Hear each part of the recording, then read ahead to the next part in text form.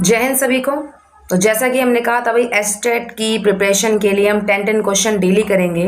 तो आज भी 10 मोस्ट इम्पॉर्टेंट क्वेश्चन है हरियाणा जी के संबंधित, और ये क्वेश्चन किसी न किसी टीचिंग के एग्जाम में आए हुए हैं। साथ ही मैंने जैसे लिखा हुआ है, पहला क्वेश्चन आपको नजर आ रहा है पीजीटी पंजाबी 2016 में जो हुआ है उसमें क्वेश्चन आया हुआ है।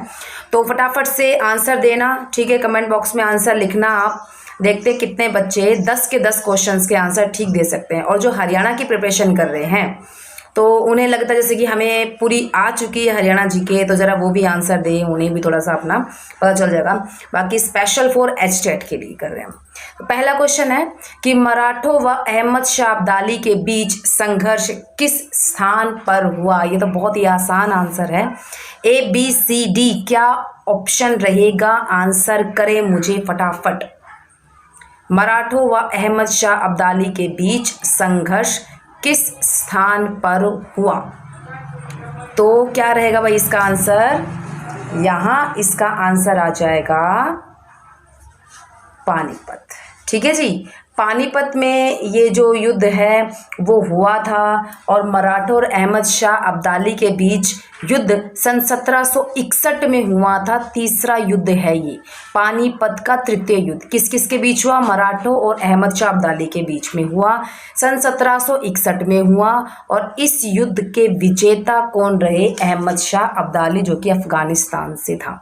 ठीक है। और एक बात और बता दूं कि कहते हैं कि मराठों का यहाँ इतना खून बहा कि एक आम का वृक्ष जो वहाँ खड़ा हुआ था वो रक्त के कारण काला पड़ गया। तो वो जगह आज भी पानीपत में फेमस है, युद्ध स्मारक है, monument of war of heroes के नाम से वो फेमस है।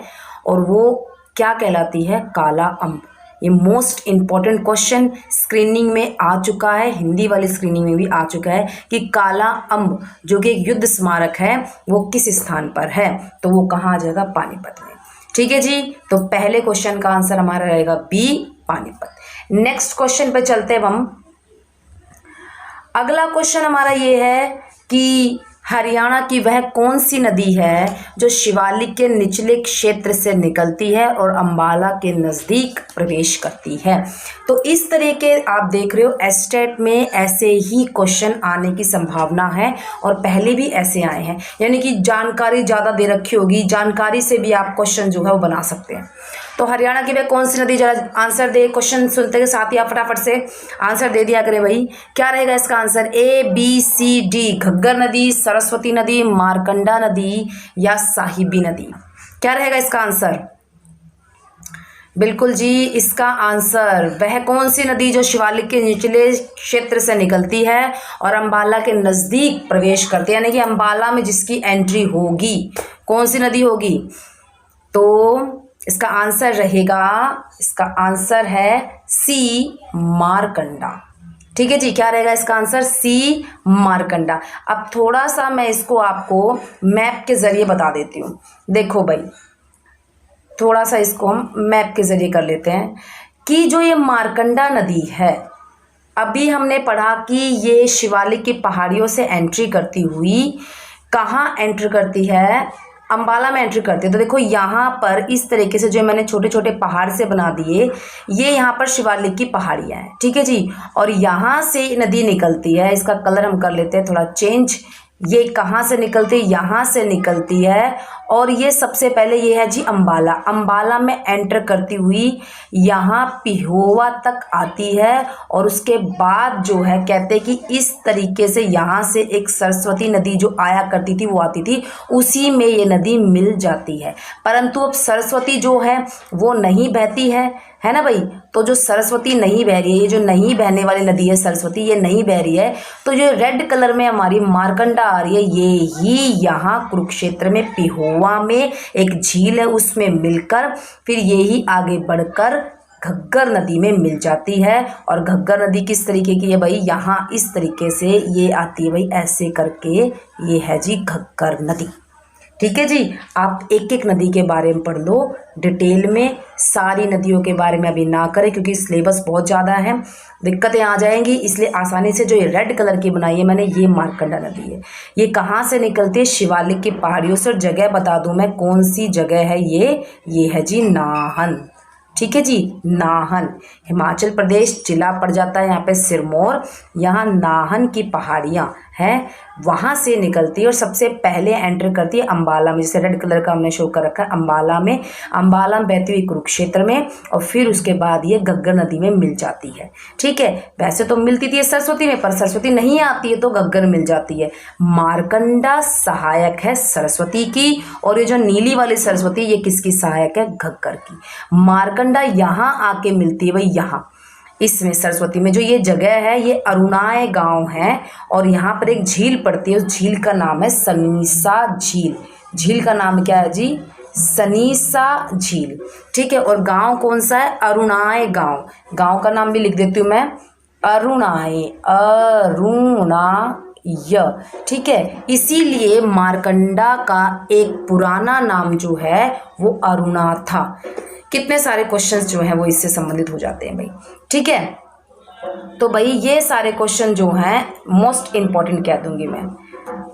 अब बात करते हैं हम, तो ठीक है जी, मेरे ख्याल से बात समझ में आ गई होगी। तो देखो हमारे एक क्वेश्चन जो है यहाँ से कि अम्बाला के नज़दीक से प्रवेश करती है, तो उसका आंसर क्या बनता है? उसका आंसर बनता है जी मारकंडा नदी। पूरा मैंने आपको बताया कहाँ से निकल रही है, कहाँ से निकल रही है भाई? ये हिमाचल प्रदेश है, वहाँ सिरमौर पड़ता है हिमाचल प्रदेश में ज़िला, और जो जगह पड़ती है वो नाहन पड़ती है। एंटर करती है अम्बाला में, और अम्बाला में कहाँ एंटर करती है? एक नाम और सुन लो, काला अम्ब। ये पानीपत वाला काला अम्ब नहीं है, ये काला अम्ब अम्बाला में भी है। पानीपत में तो युद्ध स्मारक है। काला अम्ब में एंटर करती है, अम्बाला में चलती हुई फिर कुरुक्षेत्र में पिहुआ के पास रुककर यहाँ सरस्वती नदी आकर मिला करती थी, परंतु अब नहीं आती, तो यही जा जाती है घग्गर में। ठीक है जी, मारकंडा नदी पूरी हो गई है आपकी बात मेरे ख्याल से। आप इसको दोबारा से स्किप करके पीछे जाके भी देख सकते हैं, 2-3 बार सुनेंगे तो याद हो जाएगा, और एकदम से सारा पढ़ेंगे तो बहुत मुश्किल हो जाएगा। क्वेश्चंस को ब्रीफ में करते चले। ठीक है जी, अगला क्वेश्चन हमारा आता है, तीसरा क्वेश्चन अब, कि भौगोलिक दृष्टि से, देखो ये भी क्वेश्चन आपका म्यूजिक टीचर स्क्रीनिंग में आया हुआ है, कि भौगोलिक दृष्टि से हरियाणा को 3 इकाइयों में बांटा जाता है, इनमें कौन शामिल नहीं है? कोई सोच भी नहीं सकता ये क्वेश्चन आ सकता है रियलिटी में।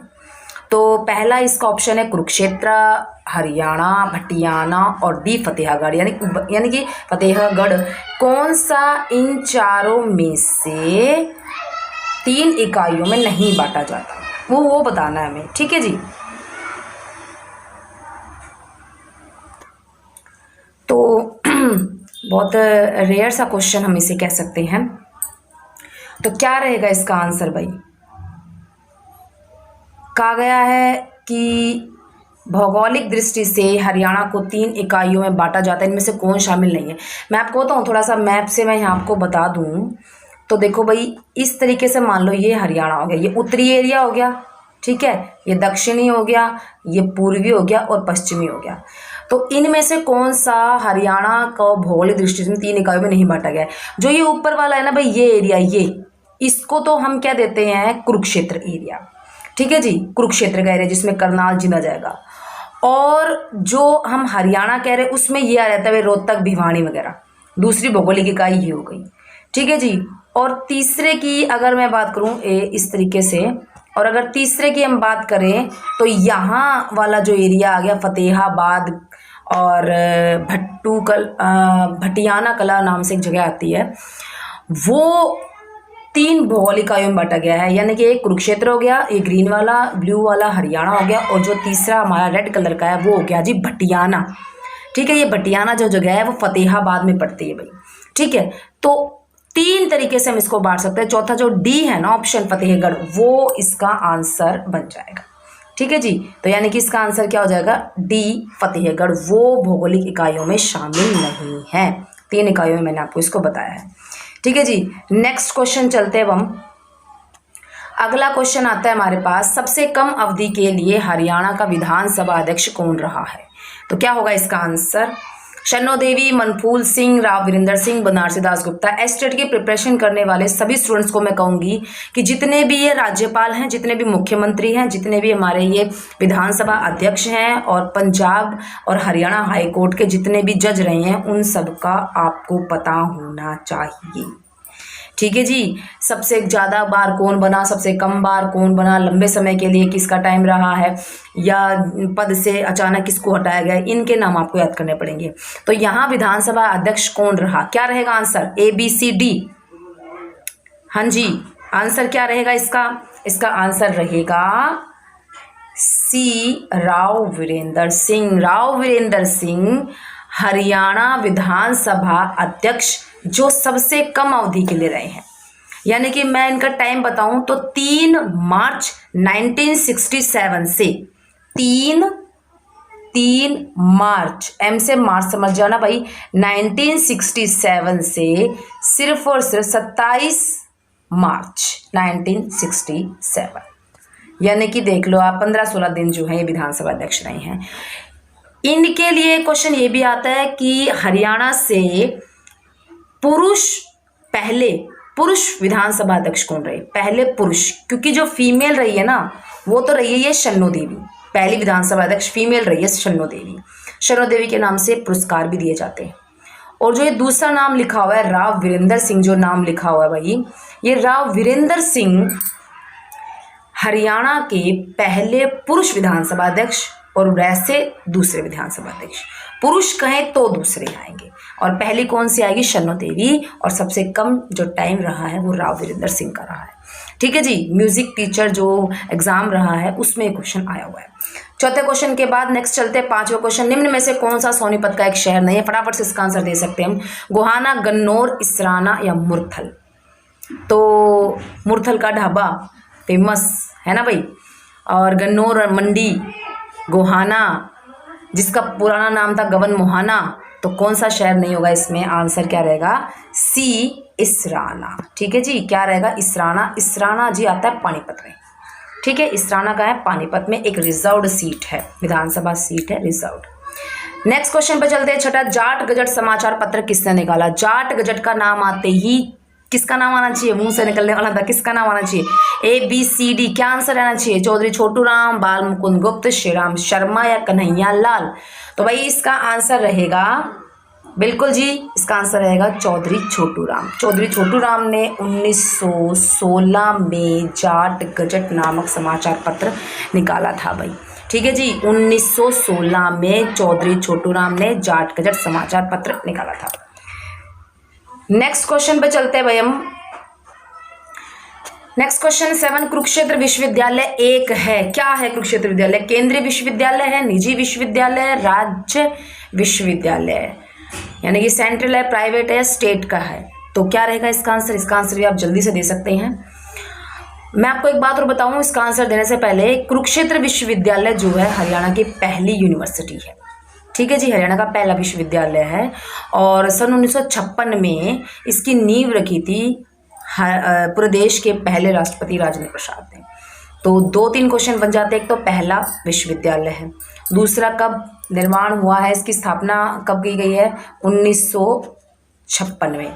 ठीक है जी, और तीसरी बात कि किसने इसकी नींव रखी थी, तो देश के पहले राष्ट्रपति डॉक्टर राजेंद्र प्रसाद।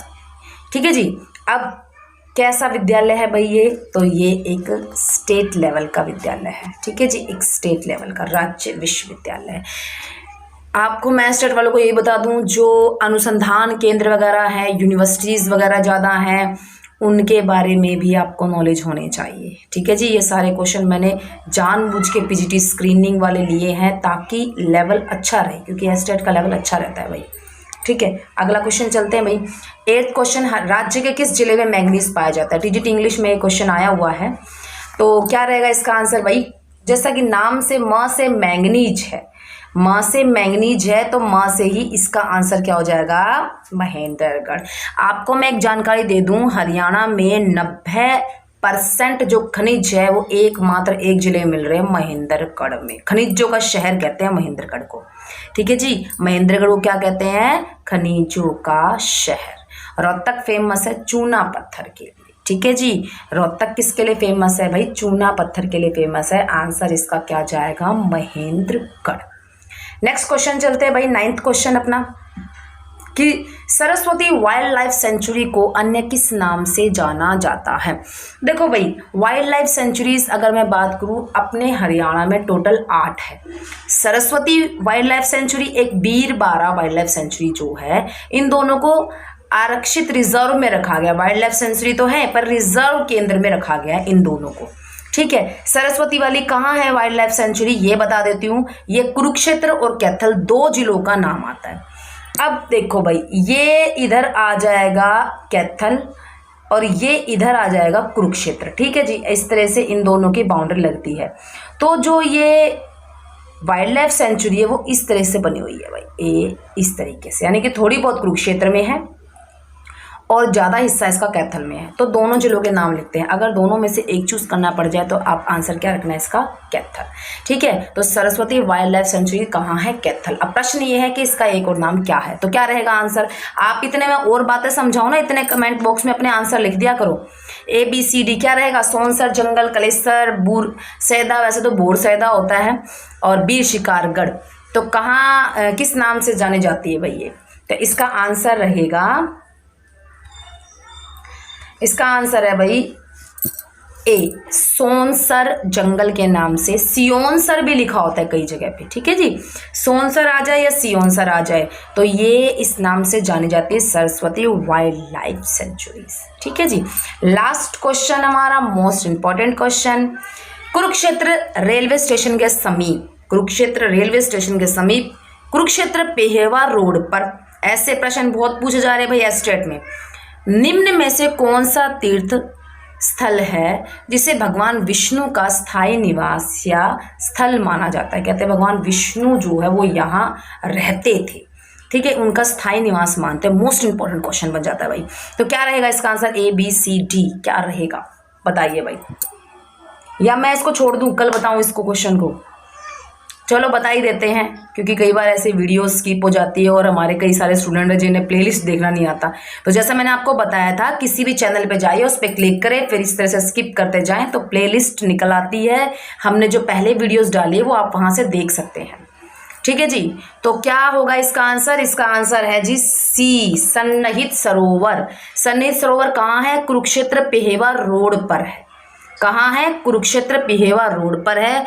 किस भगवान के लिए फेमस है, भगवान विष्णु के लिए। कहते हैं कि अमावस्या, सोमवती अमावस्या के दिन रात में यहाँ स्नान किया जाए तो सारी मनोकामनाएं पूर्ण हो जाती है, ये बात कही जाती है भाई इस सन्निहित तीर्थ के बारे में। वैसे ऐसे मनोकामनाएं पूर्ण करने वाले हमारे पूरे भारत देश में बहुत तीर्थ हैं भाई, ठीक है जी। तो यहाँ 10 के 10 क्वेश्चन आपके कवर हो जाते हैं और हमने इनको डीप में करा है और इनसे काफ़ी सारे क्वेश्चन बनते हैं। तो जो मैं बोलती हूँ उनको लिख भी लिया करो, सच्चाई बताऊँ, जो बोलते हैं उनको लिख लिया करो। हाँ, हमारे 10 क्वेश्चन जो हैं वो हो जाते हैं कंप्लीट। अगली वीडियो में मिलते हैं इसी प्रकार के 10 धमाकेदार क्वेश्चंस के साथ, और आप अपने आप को जज करते रहें कि हमें कितनी हरियाणा जीके आ चुकी है, ठीक है जी। Thank you very much.